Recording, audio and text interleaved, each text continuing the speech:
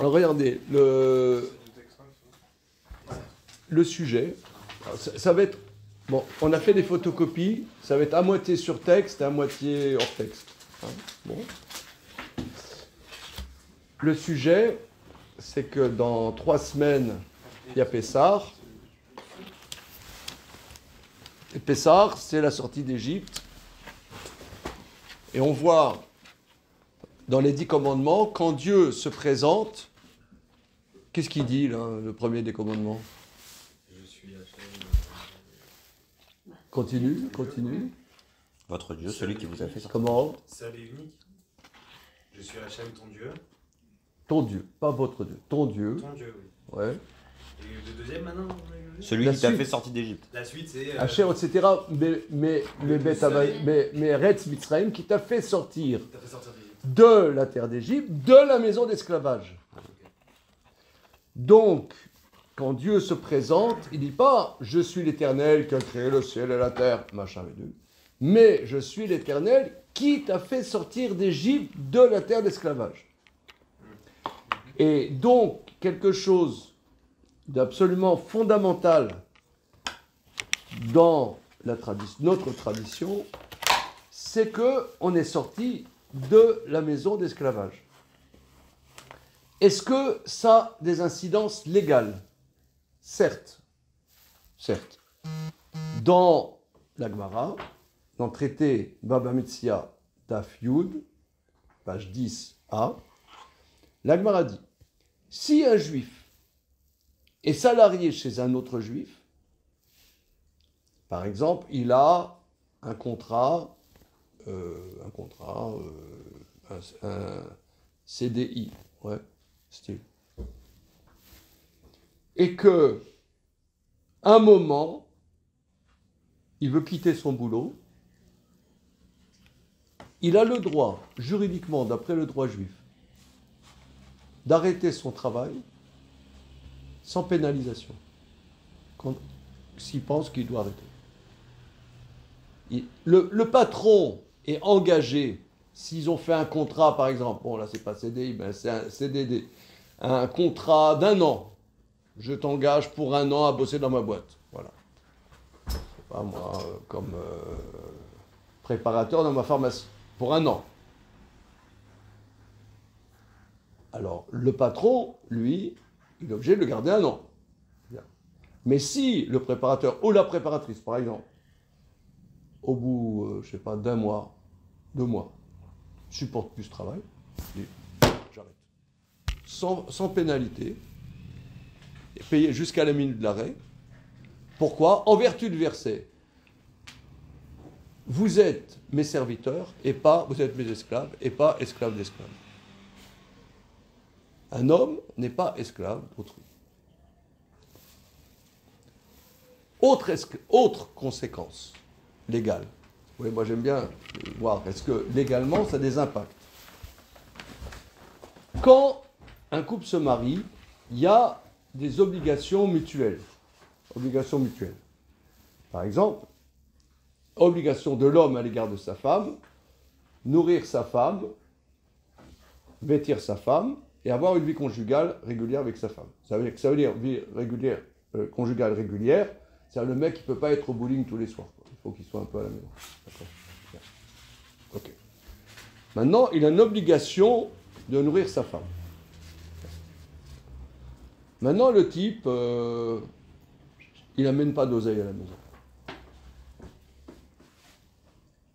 Est-ce qu'il a une obligation juridique d'aller bosser pour amener de l'argent à sa femme? Oui. Comment? Oui. À ma gauche, oui. Dans la logique, oui. À la logique, hein, Oui. c'est logique. Alors, c'est un débat dans les décisionnaires. Bah oui, parce que les Baruch Yeshiva, Comment? ils ramènent pas d'argent. Par exemple. Oui. Bon, mais là... Ceux qui travaillent toute la journée. Est-ce que ça comprend comme un travail et comme une apportée d'argent?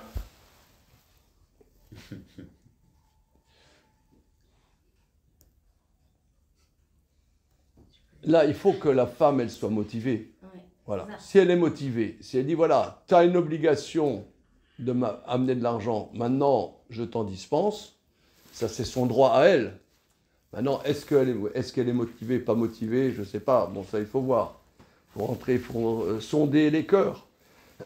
Mais si elle est d'accord, regarde, je te dispense d'amener de l'argent. Mais on parle, elle ne le dispense pas. Moi, j'ai besoin que tu me nourrisses. C'est un débat. Dans les décisionnaires, il y en a qui disent, d'ailleurs, vous êtes sûrement déjà allé à des mariages, et on lit l'Aktouba. Dans l'Aktouba, c'est écrit « Je travaillerai pour toi ». C'est en araméen, « Ani aflar ve ezol, je travaillerai et je te nourrirai », etc. C'est ce que les rabbins disent là, entre les kiddushin et cette bénédiction. « Ani aflar ve ezol, je travaillerai et je te nourrirai ». Donc il n'y a pas de débat, puisque c'est écrit dans l'Aktouba « Je travaillerai pour toi ». Mais il y a des décisionnaires qui disent que travailler, ça veut dire, si moi j'ai un champ, je suis propriétaire d'un champ, je dois travailler le champ. Mais me rendre salarié de quelqu'un, je n'ai pas d'obligation. Pourquoi ? Parce que être salarié de quelqu'un, quelque part, c'est être esclave. Et depuis qu'on est sorti d'Égypte, j'ai aucune obligation d'être esclave d'un autre. Donc le salariat, c'est quelque part un esclavage. Très marxiste comme vision. C'est pas très marxiste, c'est plutôt le contraire. C'est Marx, c'est très juif. Voilà. Et il faut voir les choses à l'envers. Non, mais tu as tout à fait raison. C'est que vous savez que Marx était juif, hein, c'est connu. D'accord. Il n'était pas seulement juif, il était lévi. Mais bon, ça n'a pas trop d'incidence. Il n'était pas luthérien aussi. Comment ? Il n'était pas luthérien aussi. Ses parents se sont convertis quand il était enfant. Mais bon, quelqu'un il est juif tout le temps, mais voilà. En tout cas, quoi qu'il soit, dans son âme, il avait des intuitions juives extrêmement profondes, qui d'ailleurs, ce qui a fait qu'il y a énormément de juifs ont rentré dans son truc, parce que ça avait un écho très très profond. Un écho très profond. En tout cas, quoi qu'il en soit, la base de la sortie d'Égypte, on n'est pas esclave. Voilà, on n'est pas esclave. Alors, qu'est-ce que ça veut dire, on n'est pas esclave ? Alors, j'aimerais voir avec vous, on dit que 30 jours avant une fête, on doit commencer à préparer la fête. Or, 30 jours avant Pessah, c'est Pourim. En quoi Pourim est une préparation, bon, je ne sais pas si c'est déjà Pourim, mais en quoi Pourim est une préparation à Pessah, c'est un peu ce qu'on va voir. Alors, regardez, on a fait des photocopies dans le livre de Samuel. Regardez, Samuel chapitre 21.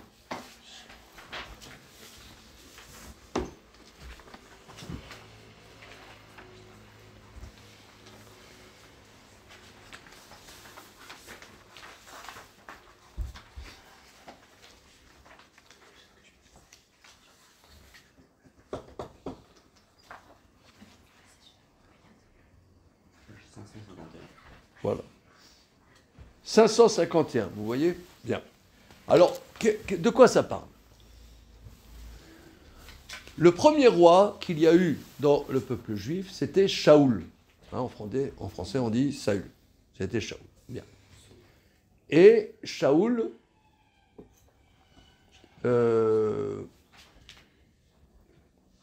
il avait une mission, c'était d'exterminer les Amalécites. On a parlé de ça, je ne sais pas, une semaine ou deux ici. Une semaine ou deux, on a parlé de cette histoire d'éliminer l'Amalécite. Ok ? Et il a failli à cette mission. Le prophète Shmuel lui dit, puisque tu as failli à ta mission, je vais nommer un autre que toi, meilleur que toi, qui sera roi à ta place.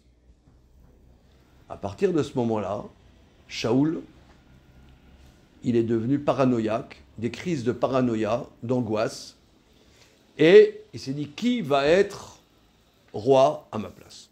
Ok, le temps passe, il y a Goliath, le Philistin, qui nargue le peuple juif, et il y a un petit berger qui arrive et qui tue Goliath. Alors, c'est quoi ce petit berger ? Clandestinement, après avoir destitué Shaoul, Dieu dit à Shmuel, à Samuel, va dans la famille de Ishaï, dans la famille, parmi les fils de Ishaï, j'ai vu quelqu'un qui va être le nouveau roi. Clandestinement, il a nommé David.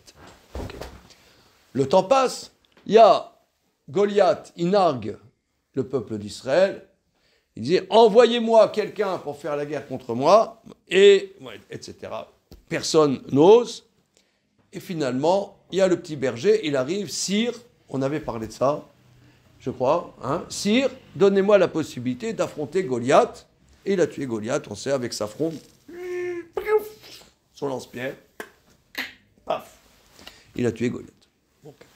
Après, tout le monde a dit, ah là là, ce petit berger, il a sauvé le peuple juif. En réalité, clandestinement, il avait été nommé roi. Et là, Shaoul, il a compris que ce petit berger, ça va être celui qui va prendre sa place. C'est encore plus complexe, en cela qu'il avait promis que celui qui débarrasserait le peuple juif de Goliath, il pourrait se marier avec sa fille qui s'appelait... C'est pas celle-là. Qui s'appelait comment? La fille de Shaoul? Michal.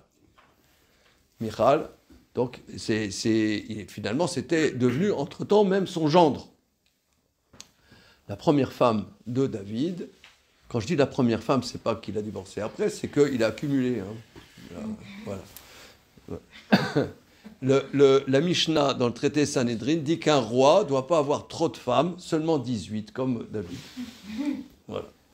Bon, en vérité, bon, il faut voir dans le contexte. Hein, un roi, ça fait partie de l'univers du roi d'avoir un harem. Et donc là, dans la Torah, le harem du roi est limité à 18. Bon, mais la première femme de David, c'était Michal. Ok? Donc Shaoul fait des crises de paranoïa et se dit, mais qui c'est celui qui va prendre ma place? Et il a compris que c'est David. Et il n'aura de cesse à poursuivre David. Il envoie toute sa police secrète pour attraper David et tuer David. En vérité, David, il n'a rien fait de mal. Il n'a rien fait de mal, mais dans sa crise, Shaoul, il veut absolument massacrer David. Et c'est là on arrive au chapitre 21. Regardez le verset 11, donc de la page 551. Donc David, il est coincé, il y a la police de secrète de Shaoul qui le recherche pour le tuer. Et regardez le verset 11. Vayakom David, Vayivrar bayom haou mipne Shaoul, Vayavo el Achish meler Gat. David s'est levé et a fui ce jour-là de devant Shaoul, et il est arrivé chez Achish, le roi de Gath. Entre parenthèses, c'est où Gath? Gath, c'est Gaza. Alors c'est marrant parce que la semaine dernière, c'était aussi à Gaza, ce qu'on avait étudié ici, pour ceux et celles qui n'étaient pas là, voilà, c'était aussi là-bas que ça se passait. Donc, David se lève, fuit ce jour-là de devant Shaoul, et va chez Achish, le roi de Gath. Parce que la bande de Gaza, c'est la terre des Philistins. Donc, on avait parlé de ça la semaine dernière. Verset suivant. Donc, regardez, ici, c'est un peu bizarre. Parce que David fuit la terre d'Israël, sort d'Israël, va chez la terre des Philistins, pour se protéger de la police de Shaoul. Est-ce que c'est une bonne idée? Bah oui, vu qu'il veut le tuer, Shaoul. Comment? Vu qu'il veut le tuer, il a raison de fuir. Non, il a raison de le fuir, mais il y a un problème. C'est qu'il va aller là-bas, c'est ce qu'on va voir tout de suite. Regardez le verset suivant. Vayomru avde Achish elav. Allo, c'est David meler haaretz. Allo, laze yanu bimcholol lemor ika Shaoul ba'alafav et David berevevotav.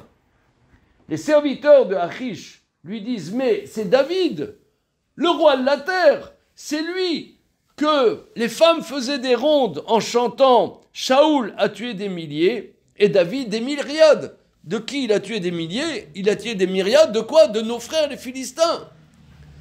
Donc regardez, c'est notre ennemi. Il arrive, c'est lui qui a tué Goliath.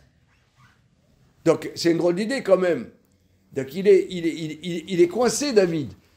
Chez lui, on va le tuer. Il arrive, il se réfugie chez les Philistins. Mais se réfugier chez les Philistins, c'est pas gagné, puisque là-bas, c'est lui qui a mis la tannée aux Philistins. Verset suivant. Vayasem David et advarim a ele bilvavo vayira meot mipne achish belergat. David a mis ces sujets, les paroles qu'il entendait dans son cœur. Il a réalisé dans quel guêpier il se trouvait. Vayira meot. Il a eu très peur devant Achish, le roi de Gath. Vayeshano et amo benehem, il a changé ce qu'il est. Ta'amo, on va voir, il a changé son ta'am, sa manière d'être, à leurs yeux. Veitalel bidadam, il a fait l'idiot dans leurs mains. Va itav al daltot asha'ar, va yored richo el zekano, il a fait le fou. Il a fait le fou. C'est-à-dire, ils ont dit, ils l'ont amené chez le roi des Philistins. Ils ont dit, mais c'est lui qui a tué notre frère Goliath. Mais comment je vais m'en sortir?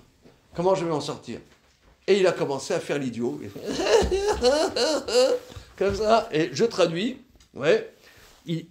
Italel beyadam, il a fait l'imbécile dans leurs mains. Veitav al datot ashar, il a fait des signes comme s'il écrivait sur les portes, sur les portes de l'entrée, va yored riro alzekano, il a fait descendre sa bave sur sa barbe. Entre parenthèses, on voit qu'il était barbu, David. Entre parenthèses, si vous voulez faire un dessin du roi David, on voit qu'il était barbu. Bon. Donc, il est là chez le roi, il dit voilà, c'est lui qui a tué, et qu'est-ce qu'il fait? Il fait comme ça.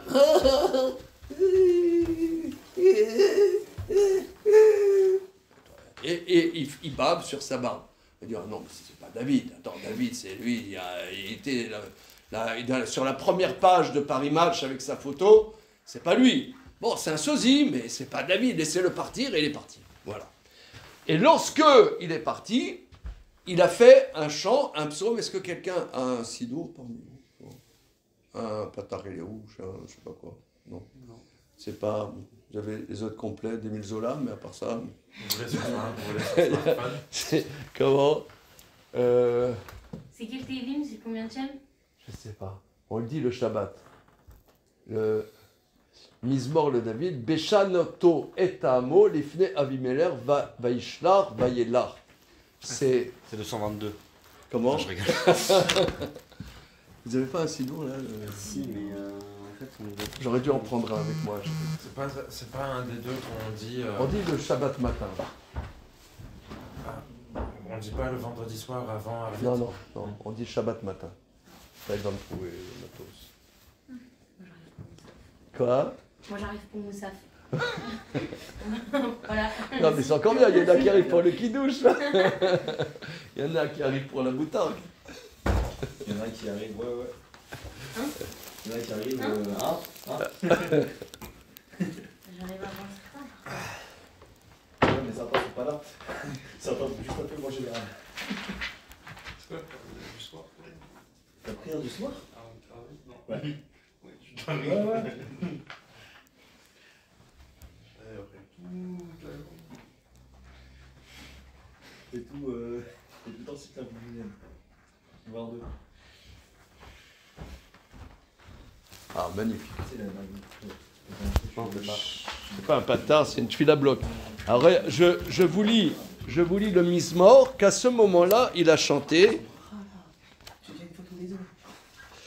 C'est le Mizmor 34. C'est le Mizmor 34, c'est presque ça, t'étais à 100 près. Mizmor 34, le David, Beshanoto et Tamo lifne avimeler, veigarsheu vayelar. Chant de David, quand il a changé son ta'am, son comment? Destin. Non, Tam, c'est le dessin. non, Le goût. Non, Tam, C'est le goût. L'air, non? Non, Ta'am, c'est le goût. Il a changé son attitude. Il a changé son attitude. Voilà, devant Avimelech, dans le verset, c'est écrit Achish, mais le roi des Philistins, on a dit la semaine dernière, ils avaient un nom générique qui s'appelait Avimelech. Il l'a renvoyé, il est parti. Et pourquoi nous avons l'habitude de dire, quand on arrive avant Moussaf, de dire ce... Non, mais moi aussi, j'arrive un peu tard. Hein, c'est trop long la prière de Shabbat. mais pourquoi on a l'habitude de lire ce Mizmor le Shabbat matin? Parce que ce qui s'est passé là, qu'il a eu l'idée de changer sa personne et de faire le dingue, c'était le jour de Shabbat et c'est considéré comme un miracle. C'est considéré un miracle.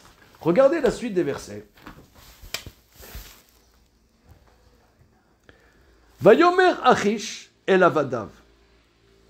Achish a dit à ses serviteurs, Inetiru ish mishtagea, lama taviu oto elai. Achish il dit à ses serviteurs, regardez cet homme, c'est un fou. Qu'est-ce que vous l'amenez à moi? Chaser meshugaim ani kevetem etze lishtagea alai. Est-ce que ça me manque des fous chez moi que vous m'amenez cet imbécile ici pour faire le fou qui arrive même dans ma maison? Alors les commentaires disent, est-ce que ça manque des fous chez moi que la femme du roi des Philistins et sa fille, elles étaient folles? Il dit, qu'est-ce que vous m'amenez ce fou ici? Est-ce que ça me manque des fous chez moi? Et le Midrash dit que dans la pièce intérieure, il y avait la salle du trône. Dans la chambre du roi qui était derrière, il y avait sa femme et sa fille qui hurlaient. Il y avait David là qui a fait le fou, il hurlait. Il dit, il n'y a que des fous chez moi. Renvoyez-le, qu'est-ce que vous m'envoyez? Qu'est-ce que vous m'amenez ce fou chez moi? Renvoyez-le. Et c'est comme ça qu'il a été sauvé. Maintenant, pourquoi nos maîtres disent que ça c'était un miracle et que c'est en souvenir de ce miracle qui s'est passé le Shabbat qu'on dit ce Mizmor le jour du Shabbat? Qu'est-ce que ça a à voir avec Shabbat? Qu'est-ce que ça a à voir avec Shabbat, cette histoire? C'est ça ma question. C'est vu qu'on se coupe du monde un petit peu. Non, c'est chelou parce qu'il a écrit sur le mur, c'est assaut. Comment? Non, mais sauver sa vie, tu peux écrire tout ce que tu veux, hein, ça c'est pas un problème. Hein. Je sais pas. C'est pas un problème. Surtout qu'il n'a même pas écrit. Non, il faisait comme ça, tu vois. Il faisait... Voilà. C'est étonnant qu'il ait fui Shabbat. Non, mais sauver sa vie, tu peux fuir Yom Kippour qui tombe Shabbat.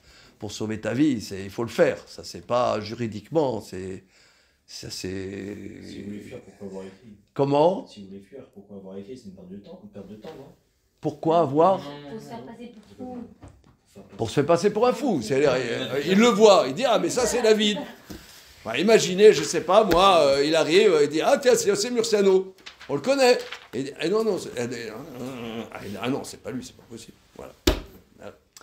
Pourquoi? J'ai envie de dire, est-ce que ce serait pas parce qu'il y a une idée de délivrance à Shabbat? C'est-à-dire que c'est un peu comme ce que fait le mouvement de Bavitch quand par exemple il y a eu, je crois que c'était Shneimur Zalman qui était en prison et puis il a été délivré par les Russes. Enfin, il est sorti de prison et puis c'est fêté comme une vraie fête par le mouvement Lubavitch parce que je crois que c'est une date fondatrice ou quelque chose comme ça. D'accord, mais qu'est-ce que tu nous apportes dans la choucroute? Je veux dire que qu'il y a une idée qu'à Shabbat, David a été libéré. Il y a une idée qu'il peut y avoir des libérations à Shabbat.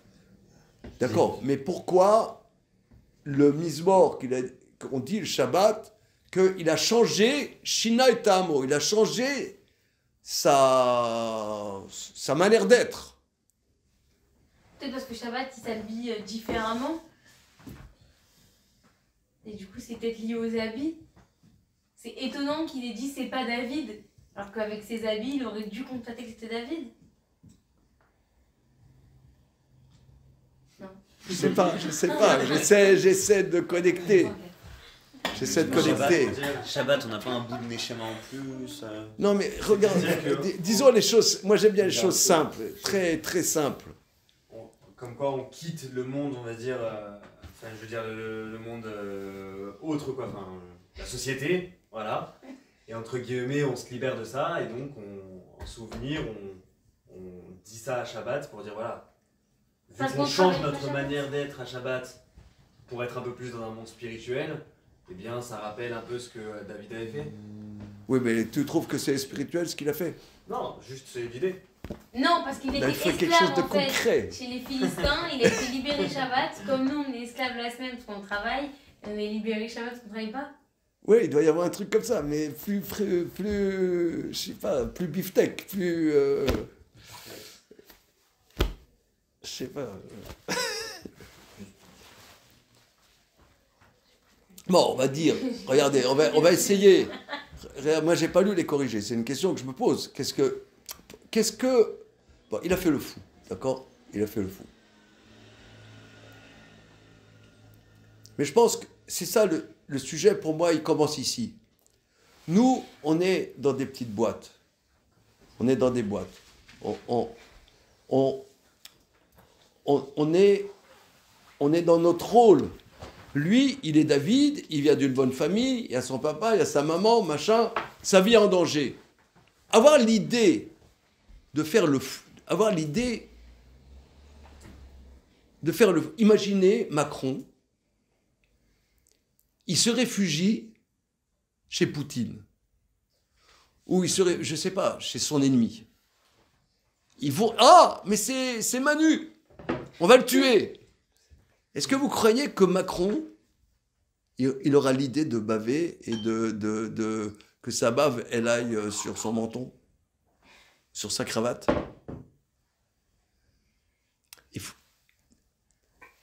Il faut être libre. Oui, mais Il faut être... Oui, mais à ce Le Talmud dit que David se disait, comment ça se fait qu'il y a des fous dans le monde? Comment ça se fait? Vous savez, les nazis. Les nazis, ils ont voulu éliminer, avant les juifs, ils ont voulu éliminer les fous. Vous savez, moi j'amène toujours des livres débiles. Hein, je sais pas, vous êtes déjà venus, hein? Vous êtes déjà venus? Non, c'est nouveau. Tant pis. Non, mais pour vous, moi j'ai un livre, un débile. Vous m'en voudrez pas. Ah oui. Sympa. Quelle ambiance. Ouais, alors, regardez, en vérité, c'est extrêmement intéressant. C'est un très, très, très bon livre. Très, très bon livre. Dans le deuxième chapitre, il y a les chambres à gaz ont commencé parce que les nazis, ils ont gazé les fous. Vous savez ça? Oui. Hein? Ils ont... Mais c'est peu connu en vérité, mais c'est très très très très fort. Ça veut dire les gens qui étaient des poids pour la société, ils se sont dit il faut les éliminer. Laissons les juifs de côté. Mais c'est, je veux dire, c'est dingue, c'est le cas de le dire. C'est une société efficace. Des gens qui n'apportent rien à la société, il faut les éliminer. Même dans ce livre, il prouve que les enfants qui naissaient avec, je sais pas, avec des handicaps. Comment? Avec des handicaps. Des handicaps, il les tuait d'office. Mais non, mais c'est un truc à méditer. Et c'est un truc vraiment à méditer. Et David, lui, se demandait comment ça se fait que dans le monde, il y a des fous. Il se posait cette question. Comment il y a des gens qui servent à rien, des gens qui ont des handicaps terribles. Comment ça se fait? Il se posait cette question. Et quand il est arrivé là, il a eu l'idée de faire le dingue. Et de faire le vrai dingue. Mais pour ça, il faut être libre. Quelqu'un, il est dans notre vie, on est souvent dans un rôle. On est bloqué.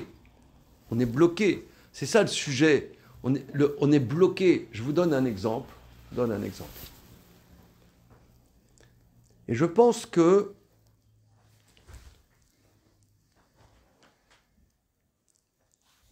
je vais faire un peu du sexisme. Hein, vous ne me faites pas de procès. Ne me faites pas de procès. Je pense que les femmes sont plus innovantes que les hommes sur ce sujet. Les hommes sont, on dit, les hommes sont plus rationnels.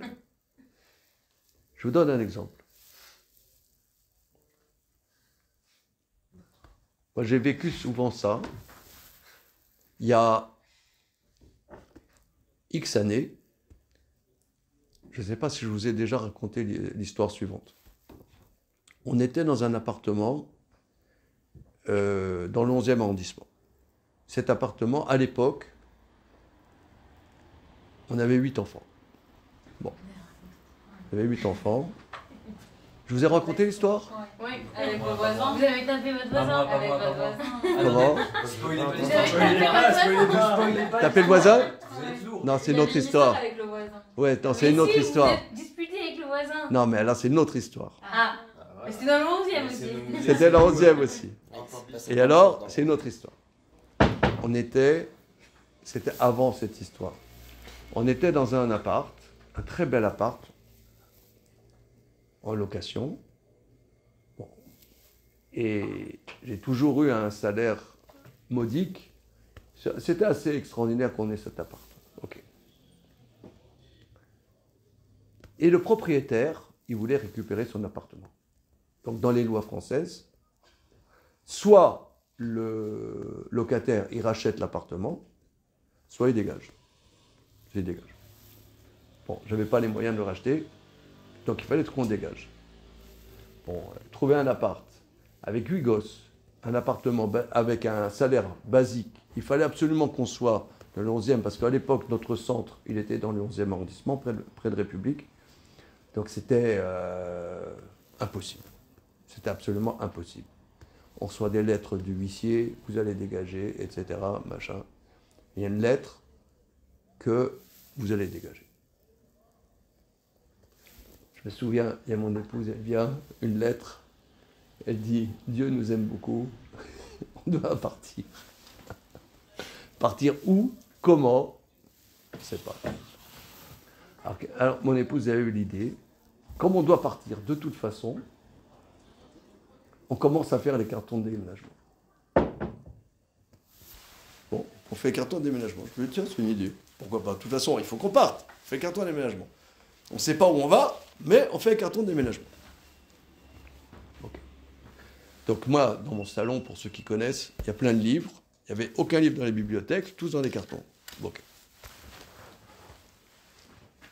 Le temps passe, et il y a un ami qui me dit, voilà, il y a un jeune, il vient à Paris, est-ce qu'on peut le recevoir pour Shabbat? Ok, on le reçoit pour Shabbat. On reçoit pour Shabbat, voilà, il est chez nous, il dit, ah, vous déménagez? Non, non, pas du tout. Vous déménagez? Ah non, pas du tout. Alors, pourquoi vous avez des cartons de déménagement? Il n'y a pas de livre à la bibliothèque. Parce qu'on doit partir, mais on ne sait pas du tout où. Donc en attendant, on a fait les cartons. Le mec, il dit, ah ben, mon père, il a un appartement dans le 11e à louer. Après Shabbat, on voit ça. Et c'est comme ça qu'on a déménagé. Magnifique. C'est une histoire de dingue. C'est une histoire, tu vois, le style la paracha de la semaine du Rabbi Lubavitch, quoi. Tu vois, c'est... Mais en vérité, c'était une idée folle. Une idée, c'est pas logique, ça veut dire. C'est une idée dingue. Voilà. Si vous voulez, c'est ça le sujet. Quand on dit que quand on dit qu'on est sorti d'Égypte, ça veut dire, l'idée, c'est sortir de nos rails. On n'est pas et c'est ce qu'on va développer. C'est ce qu'on va développer. Alors, on a fait une deuxième photocopie.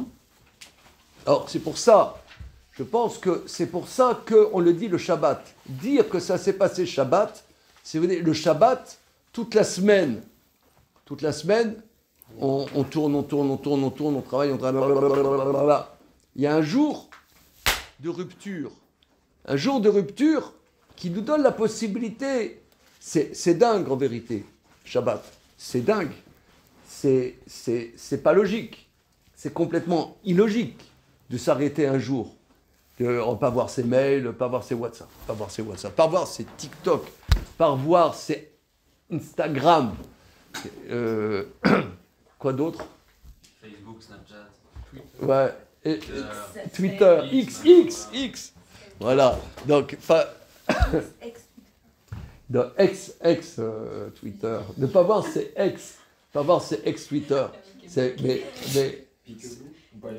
c'est illogique.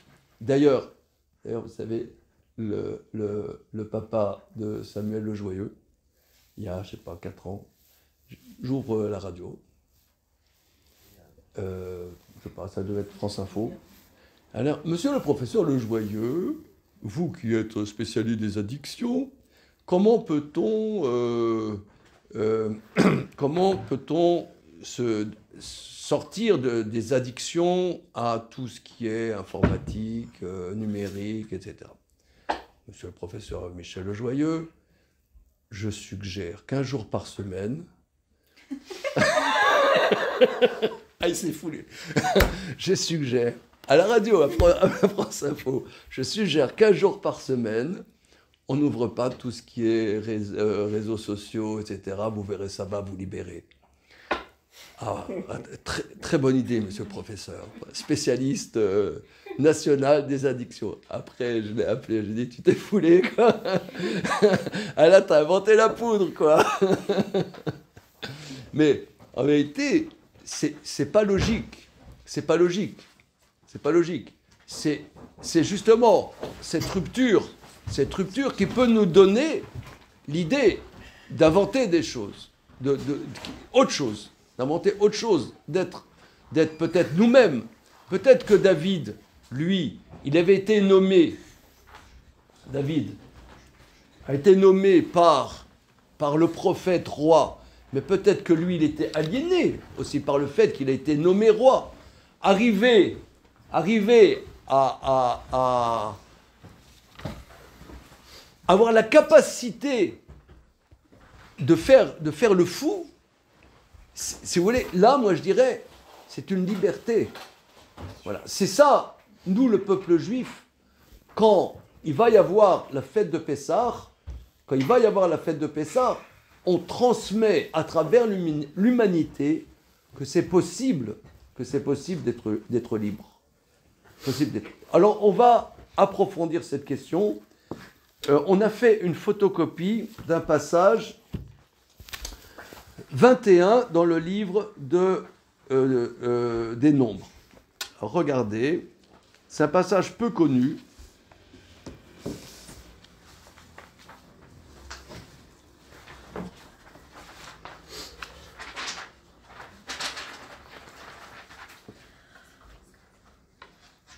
Voilà. C'est la page 297. Ça va, Abraham? Ça va et vous? Ça boum? Ouais, ça va. Les choses se passent. Les choses se passent. Vaste programme. Là. Cette page-là. C'est écrit 297. Il y a 2, 9, 7. Elle y est là, si tu l'as pas. Ah, merci. Okay. Il y en a d'autres. Non, il y en a là. Ah, Il y en a là. Voilà. C'est bon. Ah, c'est bon, merci. 297. Alors regardez en bas. Donc de quoi s'agit-il? Qu'est-ce qui se passe? Les enfants d'Israël sont 40 ans dans le désert. Donc ça, on change de décor. Les enfants d'Israël sont 40 ans dans le désert. Et au bout des 40 ans, il y a Aaron qui meurt. Voilà. Aaron meurt. Et on dit que c'était par le mérite d'Aaron que les enfants d'Israël étaient protégés par les Ananekavod, par des nuées, des nuages qui protégeaient dans le désert les enfants d'Israël. Et à la mort d'Aaron, ces nuées ont disparu. Alors regardons, donc on est au bout de 40 ans dans le désert. Alors chapitre 21, verset 1. Vaishma Aknani, Meler Arad, Yoshev Anegev, Kiba Israël, Derer à Atarim. On passe à la page d'après. Donc il n'y avait qu'un seul verset dans la première page, 297. Il a entendu le Cananéen, le roi de Arad, qui habite dans le sud. Vous savez, Arad, c'est une ville qui existe aujourd'hui. Vous connaissez cette ville? C'est dans le Negev. Hein, c'est une ville dans le Negev. Donc c'est exactement ce qui est écrit dans le verset. Il a entendu le Cananéen, le roi de Arad, qui habite dans le sud, que vient Israël,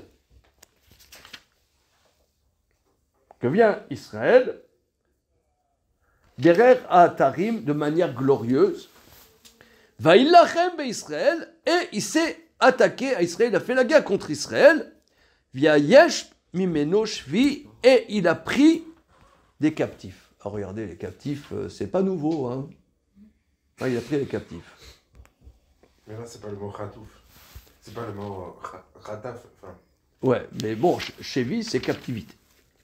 Donc ce Cananéen, le roi de Harad, est venu, il a fait la guerre contre Israël, et il a pris des captifs. Vaïdor Israël neder l'Hachem, vayomer. Israël, donc le peuple d'Israël, fait un vœu à Dieu en disant Imnaton titen et amazé beyadi, vachamti et arehem. Israël fait un vœu à Dieu en disant si tu nous donnes ce peuple-ci dans notre main, nous détruirons, nous mettrons leur ville en anathème. Vaishma Hashem bekol Israël, Dieu a entendu la voix d'Israël, Vaïten et Aknani, il a donné le Cananéen dans leurs mains, Vayachachem etem vetarehem, Vaikra shemamakom chorma, et Israël a mis en anathème. Qu'est-ce que ça veut dire en anathème? Parce que quand tu conquiers une ville,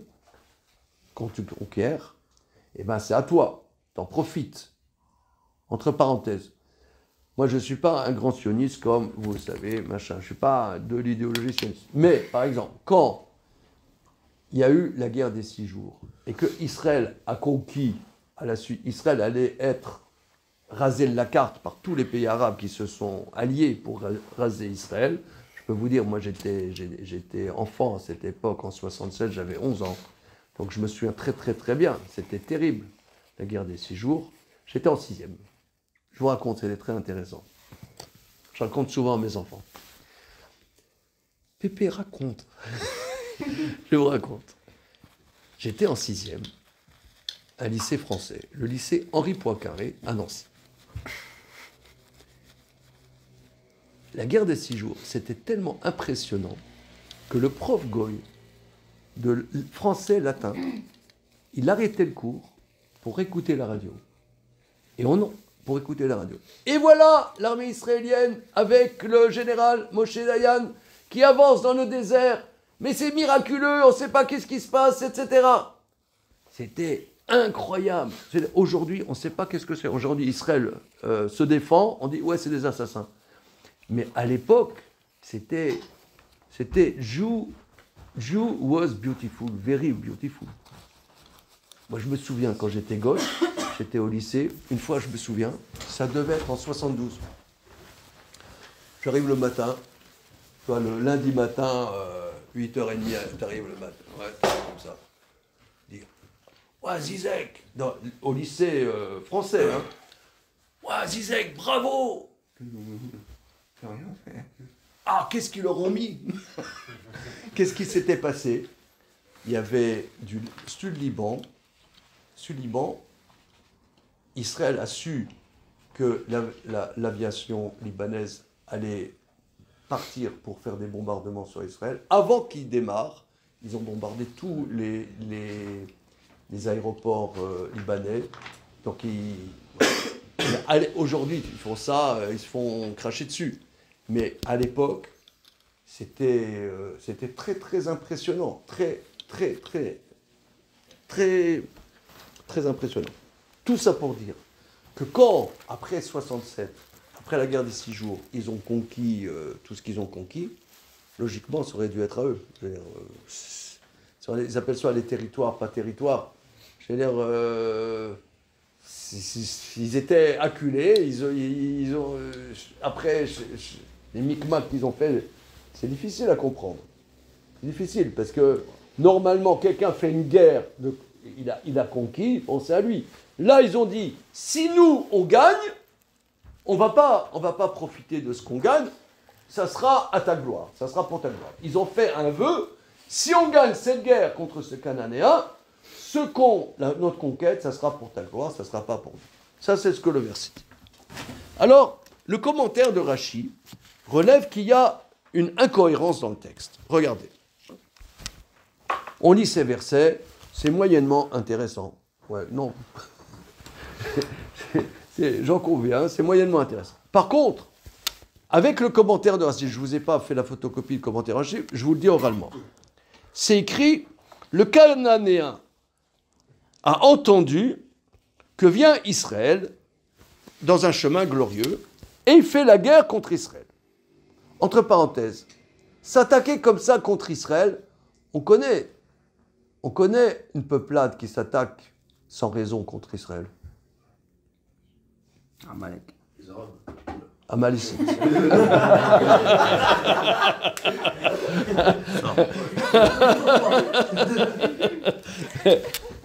C'est l'Amalécite. Mais c'est écrit cananéen. Et ensuite, c'est écrit Israël. Le peuple d'Israël fait un vœu à Dieu en disant, si tu nous donnes ce peuple. Rachi relève, rapporte le Talmud, qui dit, il aurait dit, si tu nous donnes ces cananéens, pourquoi ce peuple? Et Rachi dit que les maîtres expliquent que ces cananéens, ils étaient bizarres. Ils n'avaient pas des habits de cananéens, ils parlaient cananéen, mais ils avaient des habits d'amalécites. Donc, ils se demandaient, c'est des amalécites ou c'est des cananéens? Ils ne savaient pas. Donc, il a dit, si tu nous donnes ce peuple-là. Donc, ils ont compris qu'il y avait un truc bizarre.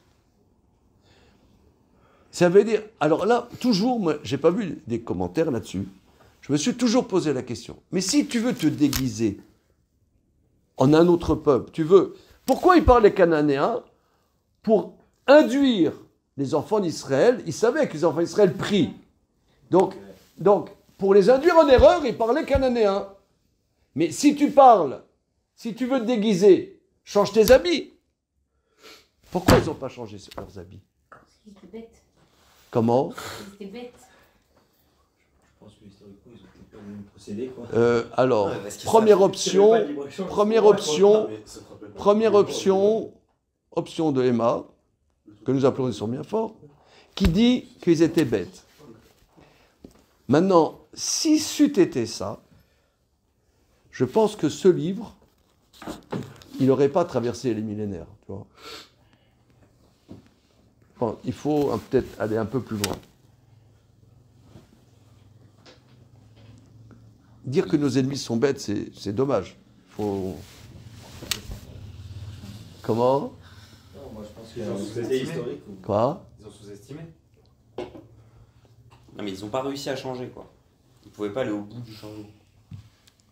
C'est C'est pas bizarre. les capacités mentales. Mais faut pas, comme dit l'autre, faut pas être HPI pour savoir. Par exemple, prenons, il y a un Tintin où on voit les Dupont D et Dupont T qui vont, je ne sais plus comment il s'appelle ce Tintin, et se déguisent en chinois. L'opium. Ouais, ouais. Le lotus bleu. Lotus bleu. Voilà, lotus bleu. Il y a Dupont. Alors, ils se déguisent, ils sont même ridicules. Hein, c'est ça, c'est rigolo. Ils se déguisent en chinois de magasin de déguisement, tu vois. Alors, et eux, c'est amalécites. Donc, les amalécites, reprenons. Ils s'attaquent à Israël. Mais ils savent qu'Israël va prier à Dieu. Donc, ils veulent qu'Israël se trompe. Ils veulent qu'Israël se trompe. Pour qu'Israël se trompe, ils vont faire semblant qu'ils sont des Cananéens. C'est ça? Le Cananéen arrive et fait la guerre. Il parle cananéen. Il regarde dans la méthode assimile comment on parle araméen, cananéen. Il parle cananéen. Mais ils n'ont même pas... Les Amalécites ont des habits spécifiques. C'est comme si tu disais, voilà, tu as des Bédouins qui s'attaquent à Israël. Ils vont dire, ils vont faire semblant qu'ils sont des Anglais, ils vont speaking very well English, et ils vont garder leurs habits de bédouins. Faut être taré mental. C'est pas comme Emma. Emma, il dit, ils sont bêtes. Moi, je dis, non, ils sont pas bêtes. Ils sont idiots. Pire, ils sont débiles. Pourquoi nos maîtres disent, ils sont incapables de changer leurs vêtements de bédouins. Ils parlent anglais pour faire croire que c'est des Anglais, ils ont des habits de bédouins. Justement, les Amalécites, c'était une horde dans le désert. Donc c'est comme des bédouins, donc des bédouins qui parlent anglais. Mais change tes habits. Hein? Je sais pas, ça me fait rire. Comment? Je sais pas pourquoi ça me fait rire, mais jamais. Peut-être qu'ils se disent que leur Dieu, il écoute que les paroles, ils regardent pas les habits. Vu qu'ils se basent, ils vont prier. Et où est-ce qu'on voit dans la Torah quelqu'un, pour tromper un autre, il change ses habits? Jacob. Et ça Sarah. Qui? Jacob. Yaakov. Alors. Tamar. Bah, c'est en réponse. Comment? Tamar. Mais avant, Yaakov. Ah, mais Yosef. Non. Comment? Yosef aussi. Ouais. Non, mais avant, je sais. Ouais, il se déguise pas là-bas. Mais on voit que Yaakov. Mais Léa aussi, Comment? Sarah. non Léa. Avant tout. Quand elle était emprisonnière chez les, en Égypte. Elle s'est déguisée en quoi? La sœur de. Ah, elle a dit. Elle a dit qu'elle est la sœur. Elle a dit qu'elle est la sœur. Mais Léa, elle s'est déguisée en Rachel. Enfin, elle s'est fait passer pour Rachel. Elle s'est fait passer. Elle s'est fait Ah, passer. mais oui, mais Esav. Oui, Comment? c'est ce qu'il a dit. Ouais, c'est ce qu'il a dit. Bravo. Alors regardez, ici. Elle a le Regardez. seum. Alors regardez. T'as grave le seum. Ah, il me semble que ici.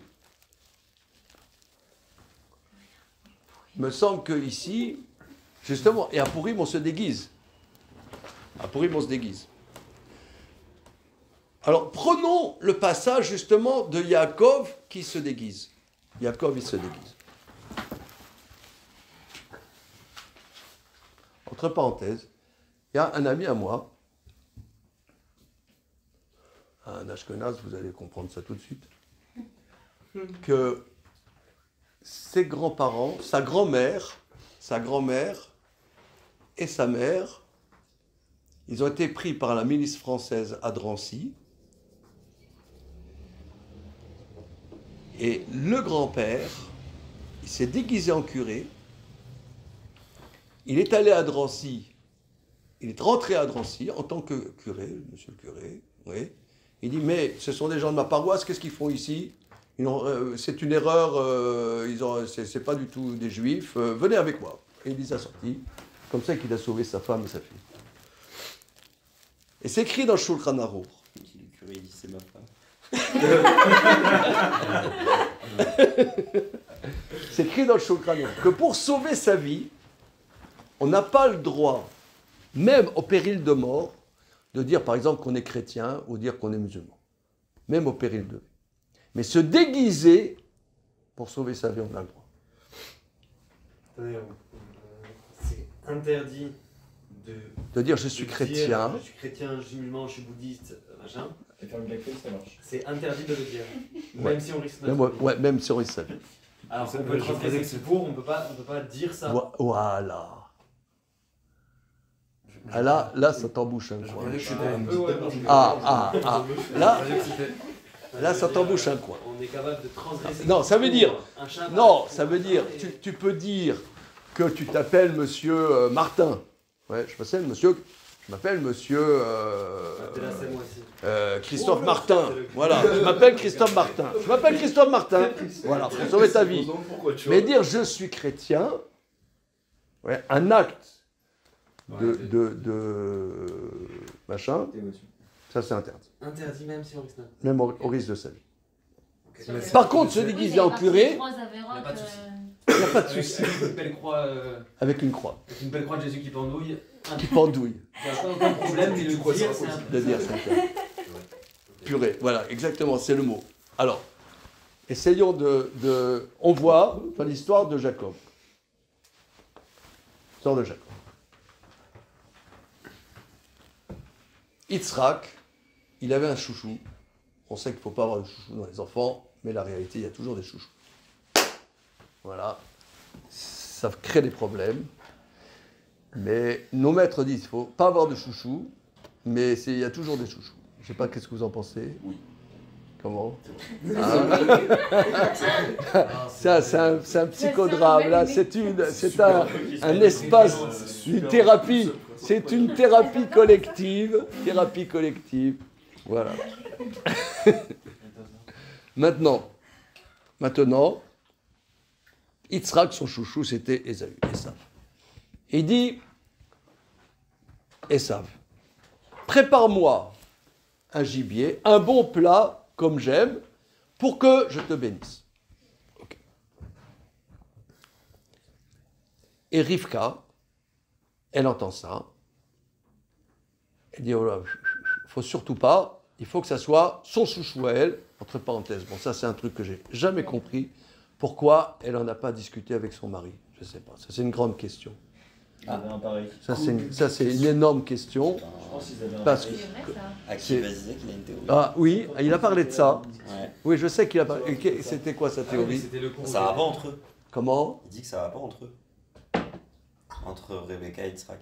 Ouais. Et tu peux synthétiser la pensée de mon fils? Ça ne... C'est synthèse. Ça va pas. Ils vont. Le Un couple coup va pas battu de bien. l'aile. Le Ils couple échangeaient va pas. Noël. D'accord, c'est une constatation. C'est D'accord. ses idées, c'est pour ça qu'elle en a pas parlé. Comment? C'est pour ça qu'elle en aurait pas parlé. Parce que justement, vu que leur couple n'allait pas bien, Oui, à cause de justement comme quoi ils échangeaient pas, ils parlaient pas, enfin il y avait plein de débats plein de là-dessus. signes. Et bien résultat, elle en a pas parlé à ce niveau-là, elle a préféré faire Des ruses. en contourné Voilà. pour ne pas avoir à, entre guillemets, Cette théorie, commencer à c'était parler. Elle est qu'elle très avait simple. peur de son mari. Donc, Peur comme ou elle a- alors très impressionné quand même. Oui, c'est ça. Ah, Et comme elle l'a impressionné ou elle a peur, elle ne lui dit pas, et du coup, elle a préféré faire. Intimidé, ouais.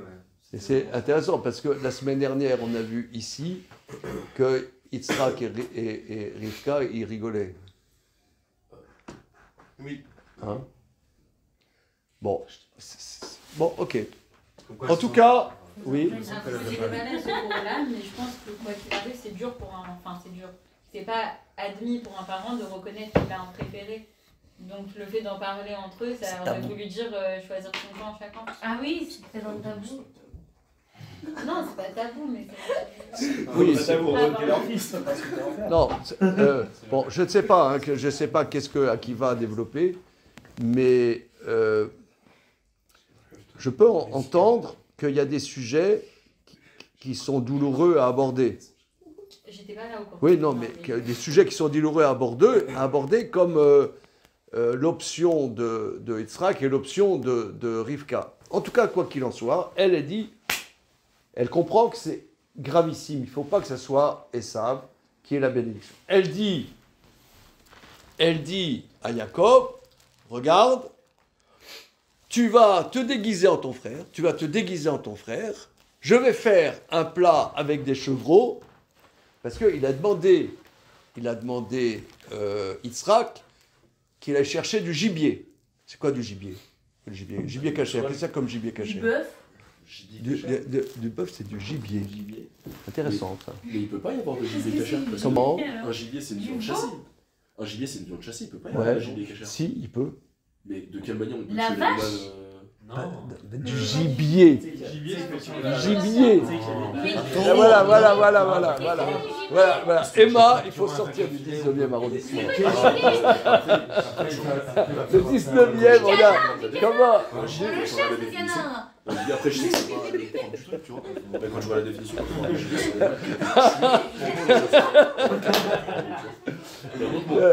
Le gibier. Alors, regarde. Non, en fait, je crois que le truc du gibier cacha, il y a un truc de Esav, il était tellement précis. Ah, blindé, quoi. Voilà. Il faisait Exactement. le- Exactement. Ce que tu dis, Gary, c'est exactement ça. C'est ça ce que Yitzhak il demandait à Esav, qu'il fasse une shrita incroyable. C'est comme cachère, comme animal sauvage cachère. Par exemple, vous avez le chevreuil, c'est cachère. le daim, c'est cachère. Parce qu'il faut- La gazelle, aussi c'est de cachère. faire la shrita. L'antilope, c'est cachère. Il y a un nombre Même de- d'après, Non, même le quand tu plus. la chasse, faut que tu le tues sur le.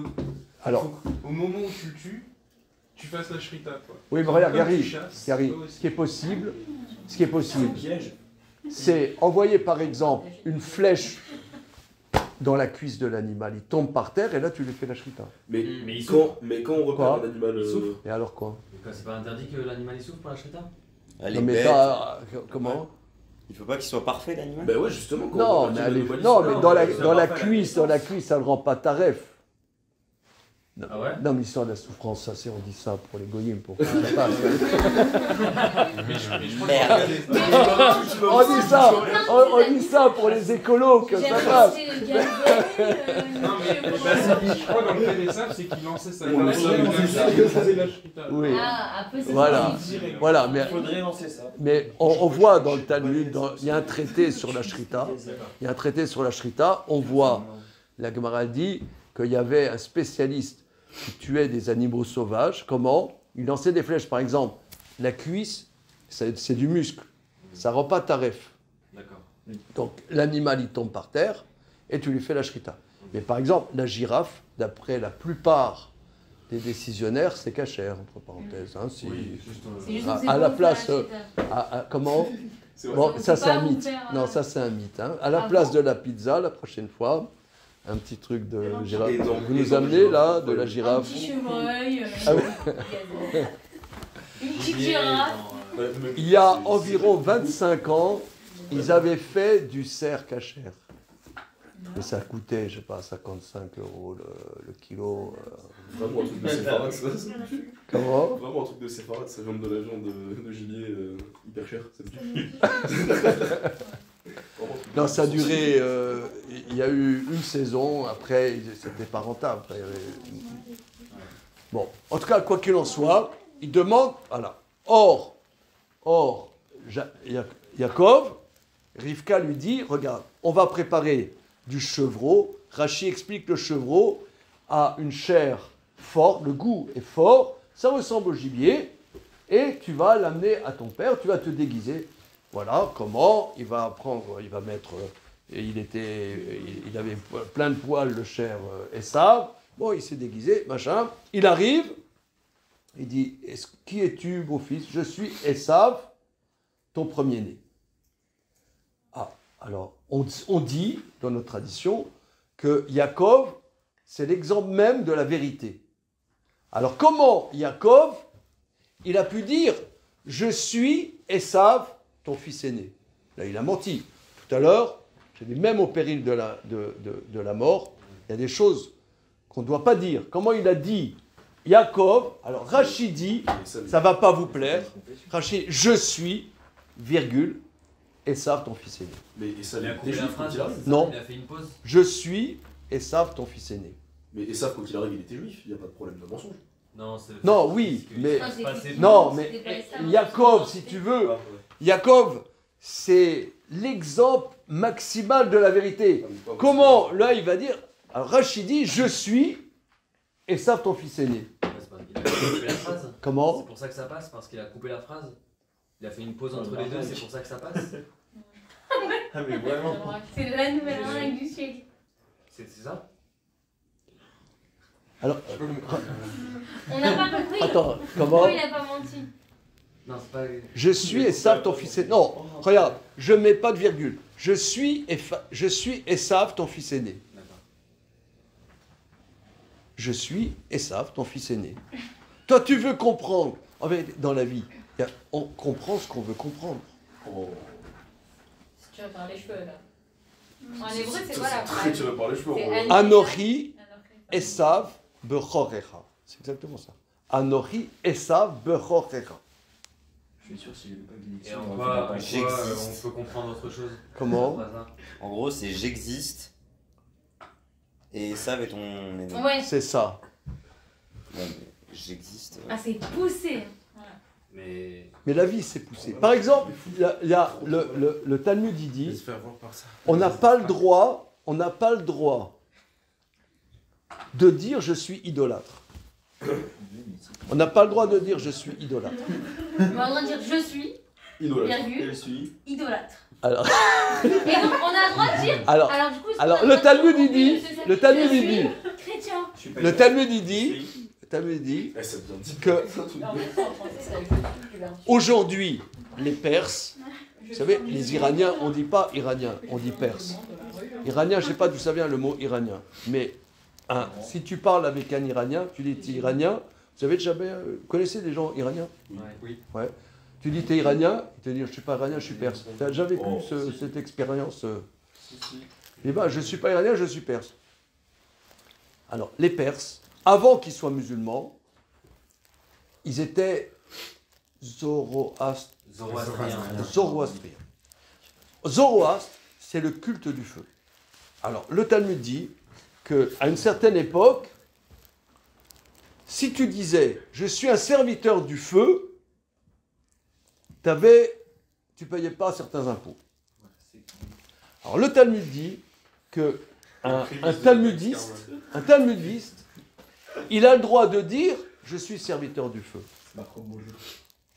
Pourquoi? Parce que, pour moi, Dieu, c'est un feu dévorant. Donc, je suis serviteur du Dieu qui, pour moi, c'est un feu. Pourquoi c'est un talmudiste il doit dire ça? Pas quelqu'un qui n'est pas talmudiste. Parce que quelqu'un qui n'est pas talmudiste, pour lui, Dieu, c'est le bon Dieu. Bon Dieu, on s'en fout, c'est notre petite magouille. Ben, c'est le bon Dieu, il me comprend. Il y a un mec qui dit, bon, moi, par exemple, je mange à Yom Kippour, mais Dieu, il me comprend. Ouais, c'est le bon... Ouais, il me comprend, hein? Dieu, il me comprend. Ouais, évidemment. Bon, Alors, mais il y a quelqu'un, par exemple, quelqu'un qui commence à réaliser qu'est-ce que c'est la Torah, il se rend compte qu'il ne peut pas négocier tous les virages. Donc pour lui, il se rend compte que Dieu, c'est un feu à laquelle on se confronte. Donc quand le gars, il dit, le percepteur des impôts perse, il dit, moi, je suis le serviteur du feu. Quand je dis le feu, en vérité, pour moi, Dieu, c'est un feu. Donc, je n'ai pas dit de mensonge. Et moi, ça passe. Et quand il dit je suis Esav, ton fils premier-né, c'est un peu un mensonge, quoi. On revient sur le truc de Esav avec Yaakov. Pour moi, c'est un mensonge. J'ai pas compris la virgule, pas la virgule. Le mensonge, est-ce que c'est ce que toi tu veux comprendre ou est-ce que c'est ce que je dis moi? Est-ce que c'est ce que je sors de ma bouche? C'est-à-dire, en vitesse de croisière, il n'y a pas de pression. Ce que je dis, il faut que tu le comprennes. Si on dit je suis musulman. Voilà, si on dit je suis, virgule. Je suis musulman. Je suis musulman. La personne en face, elle c'est va bon. Que machin. C'est bon, je suis musulman. Sinon, je suis assumé. Non. Est-ce qu'on a le droit de dire je suis, virgule, musulman? Je suis virgule, là, il va dire c'est spécial, c'était je suis virgule. Bon, tout ça pour revenir. Regardez, je reprends le texte. Ensuite, Rivka, excusez-moi, j'ai sauté une étape. Rivka, le verset dit, Rivka donne à Yaakov du pain et le plat qu'elle a préparé. Il arrive devant Yitzhak dit, qui es-tu? Je suis Esav, ton premier-né. Okay. Rapproche-toi, mon fils.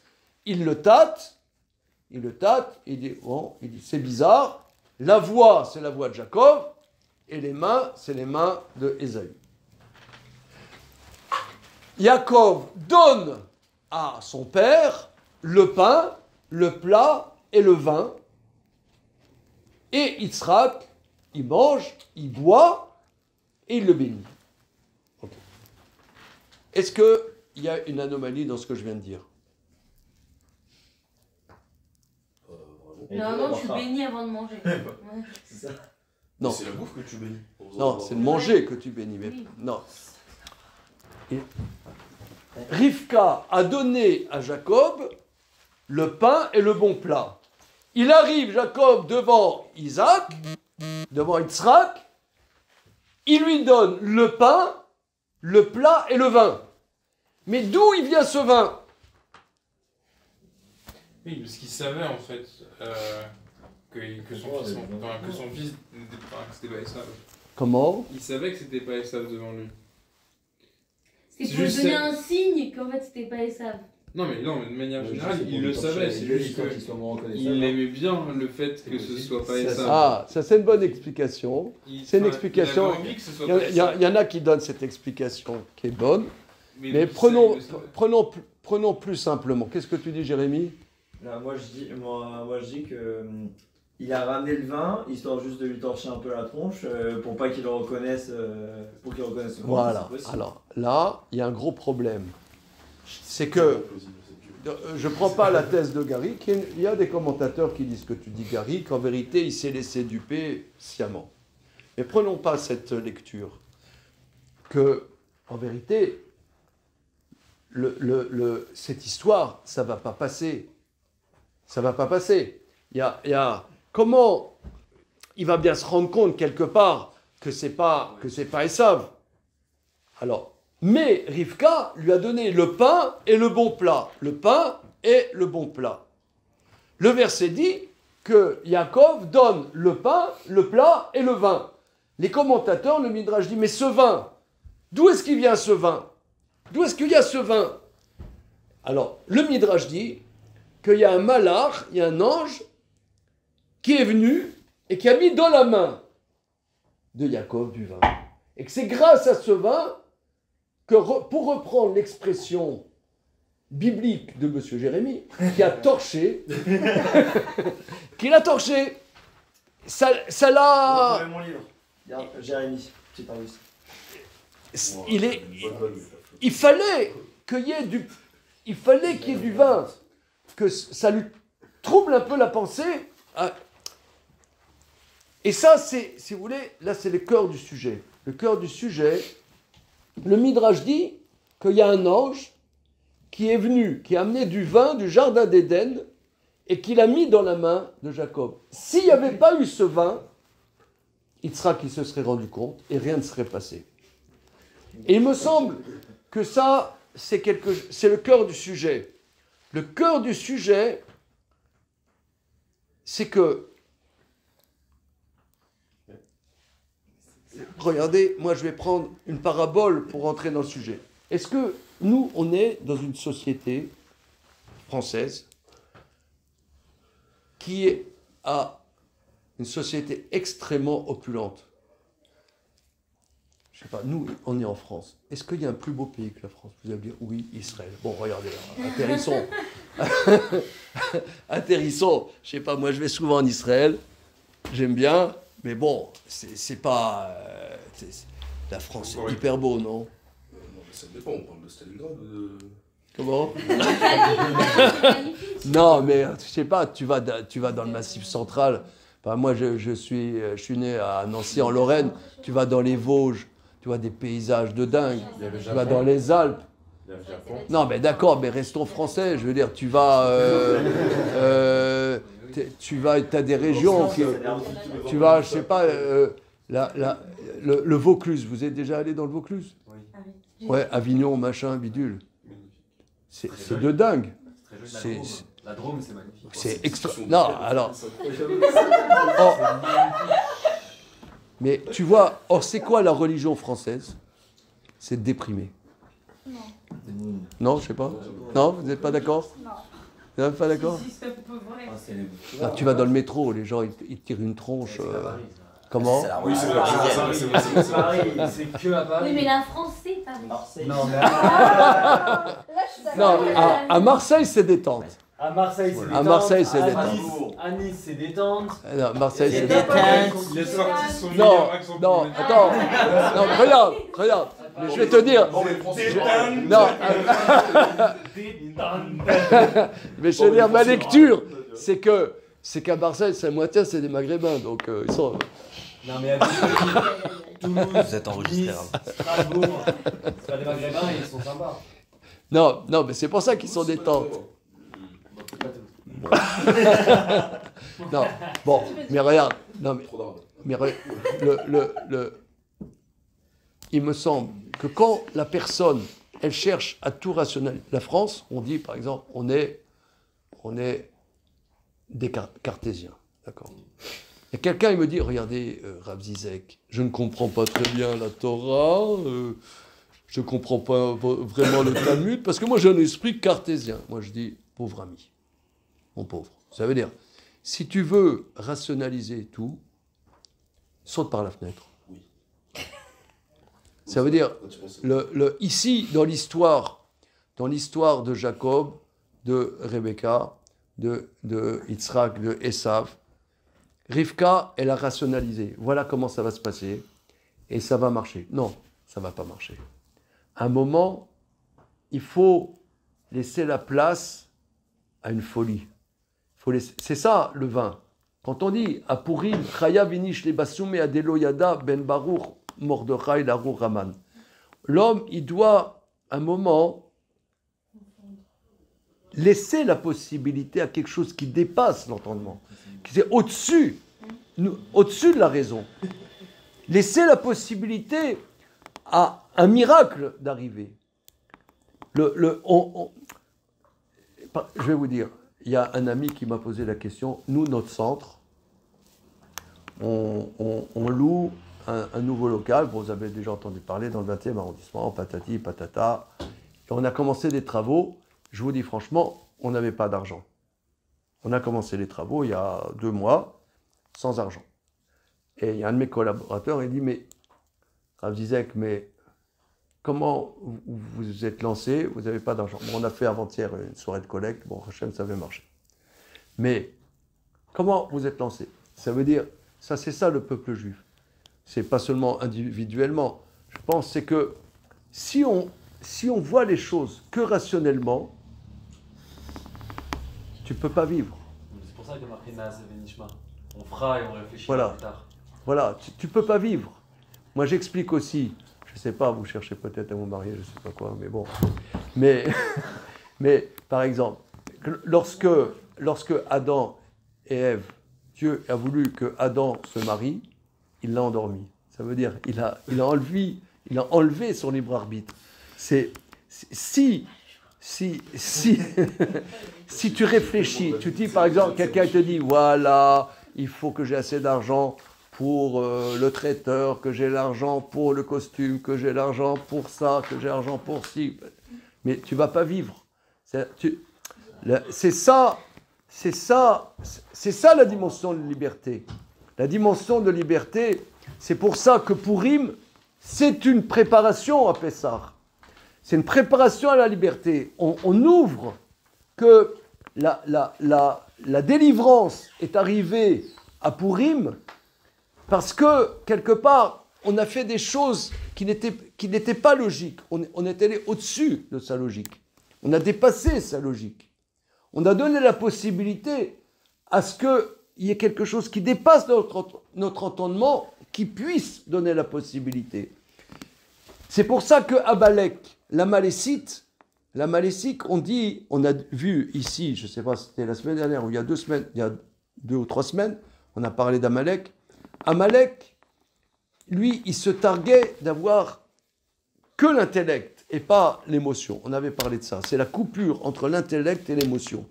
Lui, Amalek, c'est l'intellect. C'est comme les nazis. Les nazis, il y a des gens qui servent à rien dans la société.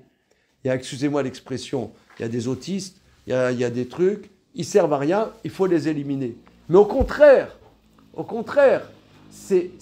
y a les gens qui servent à rien, ils nous ouvrent, ils nous donnent la possibilité, par exemple, de faire du chesed, de la générosité. Il n'y a pas que du rentable, il y a autre chose que du rentable. Il y a des actes gratuits dans la vie. Il y a des choses qui ne servent à rien. Ce qui sert à rien, peut-être c'est ça qui nous sauve. C'est ça qui donne la possibilité justement qu'on avance, qu'on fasse quelque chose. C'est ça la liberté. La liberté, c'est sortir C'est vrai qu'en vitesse de croisière, il y a le rationnel. Mais il faut donner la possibilité à ce que la vie puisse apparaître. Et je pense que, je vais vous dire, je pense que ça c'est la force la force du peuple juif. La force du peuple juif, que malgré tout ce qu'on vit, malgré tout ce qui s'est passé dans l'histoire juive, eh bien, on a foi dans le futur.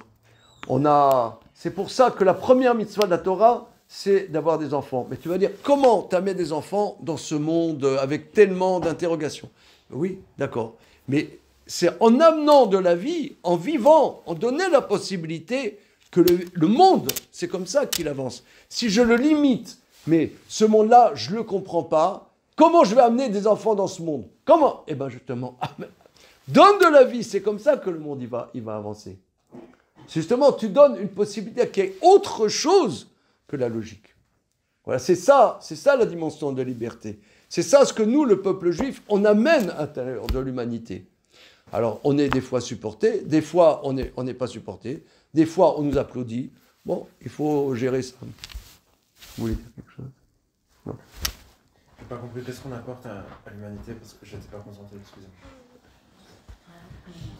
Un brin de folie. Je dirais autre chose que la rationalité. C'est ce qu'on appelle autre chose que la rationalité. Dans le langage traditionnel, on donne la possibilité à Kadosh Baruch Hu d'intervenir dans l'humanité.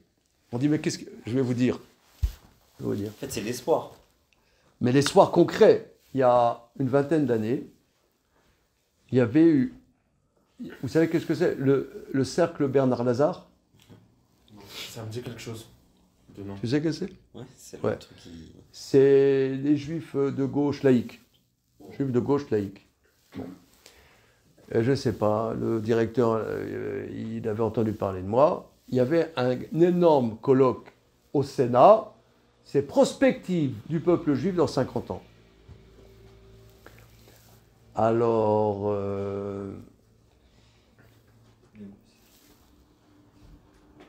leur thèse, c'est faire des conversions à tout va. Parce qu'ils disent, d'un point de vue démographique, il y a beaucoup d'assimilation, donc il faut faciliter les conversions libérales, etc. C'était ça leur thèse. Ils m'ont demandé de parler. Je me suis permis de parler. Est-ce que vous avez été aussi problématique que d'habitude? Je vais vous dire qu'est-ce que j'ai dit. Une semaine avant, il y avait le mariage de mon deuxième enfant, mon fils Simra. C'était en 2003. Et au mariage de mon fils Simra, il y avait ma belle-mère. Bon, maintenant elle est décédée depuis une dizaine d'années, mais à l'époque elle était présente. Et ma belle-mère, elle avait vécu ce que j'ai déjà dit sûrement ici. Elle avait vécu, l'année de ses 20 ans, elle était à Auschwitz. Elle était déportée. C'est une juive hongroise. Elle était déportée de Hongrie. Et tous ses 20 ans, elle a passé à Auschwitz. Ensuite, elle s'est mariée aussi avec un rescapé des camps, mon beau-père. Bon, ils ont eu des enfants. Et chacun des enfants, les 3 enfants, donc ma femme, sa sœur et son frère, grâce à Dieu, ils ont eu beaucoup d'enfants. Et au mariage de mon fils, je ne sais pas combien de petits-enfants et d'arrière-petits-enfants, cette petite dame qui faisait 1,50 m, c'était incroyable, le nombre d'enfants et de petits-enfants qu'elle avait au mariage d'un de ses petits-fils. Et au mariage, j'ai dit que de la même manière que les malheurs du peuple juif, on ne comprend pas, de la même manière, les bonheurs du peuple juif aussi, on ne les comprend pas. C'était un bonheur incroyable. Comment c'était possible qu'une dame qui a perdu toute sa famille, elle a eu l'énergie finalement, avec son mari, de créer une famille et donner envie à leurs enfants, eux-mêmes d'avoir des enfants. Parce qu'on dit, ouais, les enfants déportés, ils sont fracassés. C'est pas faux. C'est pas faux, mais leur donner, malgré le fait qu'ils soient fracassés, le goût eux-mêmes d'avoir des enfants, de construire un avenir, Ça, comment, mais comment vous faites? Cette confiance, c'est pas seulement l'espoir, c'est la confiance. C'est la confiance. Et cette confiance, on donne, excusez-moi de dire des gros mots, on donne à Dieu la possibilité d'intervenir dans l'humanité. Et c'est comme ça que nous, on va s'en sortir. C'est comme ça qu'on va s'en sortir. C'est ça, ce grain de folie. On n'est pas esclave. Dans la vie, on a des pressions, on a des problèmes, mais on n'est pas esclave de nos problèmes. On peut avoir confiance qu'on peut sortir de ces problèmes. Comment? On ne sait pas, on va voir. On va voir. On ne sait pas. On ne sait pas, mais on va voir. Voilà. C'est pour ça que Pourim, c'est l'introduction à Pessar. Alors c'est vrai que Pessar, on est souvent omnubilé par le fait qu'il n'y ait pas de pain, pas des miettes, tout ça, c'est c'est vrai. Mais souvent, on perd, quel est le fond? Ça s'appelle Zman Cherutenu. Le moment, cette grande fête, c'est qu'on accède à l'humanité. Et on donne à l'humanité l'idée que c'est possible d'être libre. C'est ça ce qu'on véhicule. Je vais vous dire, et je résumerai là-dessus, qu'il y avait un grand maître qui s'appelait le Chazonish. Chazonish, c'est son livre, il l'appelait Chazonish. Son nom s'appelait Avram Ishayahu Karlitz. Et il y a un de mes maîtres qui s'appelait Rav Nosson Shulman. Rav Nosson Shulman, qui a beaucoup vécu avec le Chazonish, il nous a dit que quand il y avait un fou qui rentrait dans une pièce, quelqu'un qui n'était pas... fou, quoi. Il y a des critères pour définir quelqu'un qui était fou. Il se levait, comme si c'était un rave. Le Chazonish. Alors, il a demandé, mais pourquoi monsieur, vous vous levez? Il dit que si quelqu'un est venu dans ce monde sans capacité de discernement et de faire les commandements de la Torah parce que il n'a pas de maturité pour être responsable, il est venu dans ce monde irresponsable, c'est que c'est une âme complètement pure. Et c'était l'âme d'un tzaddik. C'est pourquoi il se lève. Donc ici, comment? Excuse-moi, qui était l'âme d'un tzaddik, je parle. Le fou. Ça veut dire que la pureté qu'il peut y avoir dans quelqu'un qui est irresponsable, elle nous apprend quelque chose. Elle nous éveille à quelque chose. Elle apporte quelque chose par sa présence. C'est le contraire d'Esav, de Amalek, etc. Des gens qui ne voient les choses que dans la rationalité, que dans la science, que dans le truc.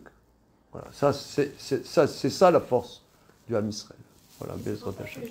Je comprends pas pourquoi vous dites des gens qui ne servent à rien. Je trouve que c'est pas beau de dire ça. Dieu, il a envoyé chaque être humain, chaque juif, avec une mission. On peut pas dire qu'il y a des gens qui ne servent à rien. Non, mais les nazis disent qu'ils servent à rien. Mais nous, on se dit, mais cette personne, moi j'ai connu quelqu'un d'une grande famille juive. Par exemple, il était incapable de savoir quand est-ce que c'est Shabbat, pas Shabbat. Il fumait, mais ça ne lui servait à rien. Il fumait Shabbat, ça ne servait à rien dire. Tu sais, aujourd'hui c'est Shabbat, parce qu'il ne connectait pas, il n'avait pas. Je te dis, mais alors cette personne, pourquoi elle est là? Et je ne sais pas, nous on est là, on a des choses à faire. Et cette personne. Des choses que nous, on ne pourrait pas faire. Comment? Elle est là pour faire des choses que nous, on ne pourrait pas faire. Voilà, pour nous éveiller. Cette personne, elle apporte à sa manière. Elle apporte à sa manière une ouverture à l'existence qui nous ouvre. Voilà. Cette personne nous ouvre à des choses. Oui, mais au-delà d'être au service de ceux qui sont je dirais, normaux, même s'il n'aime pas ce mot, au-delà de ça, cette personne en elle-même, parce qu'elle a été créée aussi par Dieu, elle a quelque chose en elle. Elle ne sert pas à rien.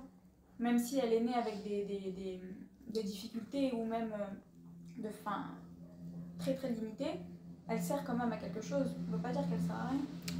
Il y a quand même une acceptation assez large de l'handicap et de la folie dans l'histoire du monde qui est de l'ordre de... Enfin, qui est à mettre en parallèle avec la productivité des hommes. C'est-à-dire les gens, ils viennent au monde et ils sont dans un système où ils grandissent sous les jupes de leurs parents, quoi. Et après, ils deviennent des adultes et ils produisent et ils amènent à la société et à leur famille et ils nourrissent leurs enfants, etc. Il y a quelqu'un qui est incapable d'être autonome. C'est problématique. Il ne produit pas, quoi. Il ne produit pas. Il est à côté du monde. Bien sûr. Mais est-ce que son existence, la valeur de son existence va se mesurer à ce qu'il produit? Pas du tout, justement. Non, c'est ce que la Torah nous enseigne. C'est ce que la Torah nous enseigne.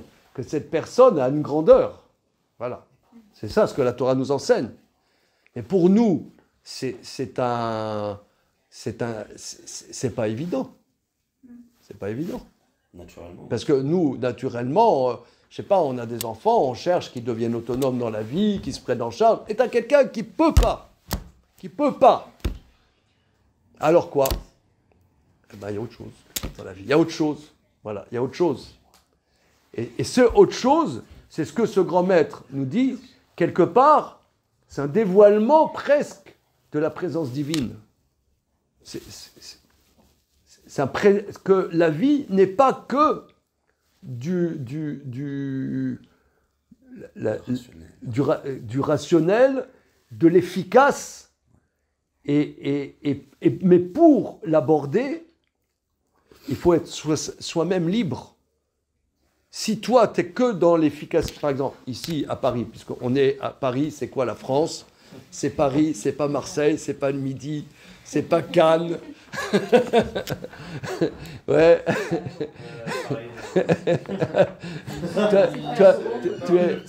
Tu es de province? Nice. Ah, de Nice, ah oui, non, Nice, c'est microclimat encore. Nice, c'est trop. Microclimat. Microclimat. Bon, alors bienvenue en France. Mais alors, par exemple, tu parles avec un Parisien. Alors, comment tu vas? Ah, je suis sous l'eau. Non, Quand je cours, je suis sous l'eau. Ça, c'est le Parisien. Mais tu te dis, mais c'est dramatique. C'est dramatique. Mais sois disponible. Mais pour être disponible, il faut être libre, tu vois. Voilà, c'est ça le sujet. Si nous, on est sortis d'Égypte, on n'est pas esclaves. Voilà, c'est ça le point. Bien. Merci les amis. Allez. Merci à vous.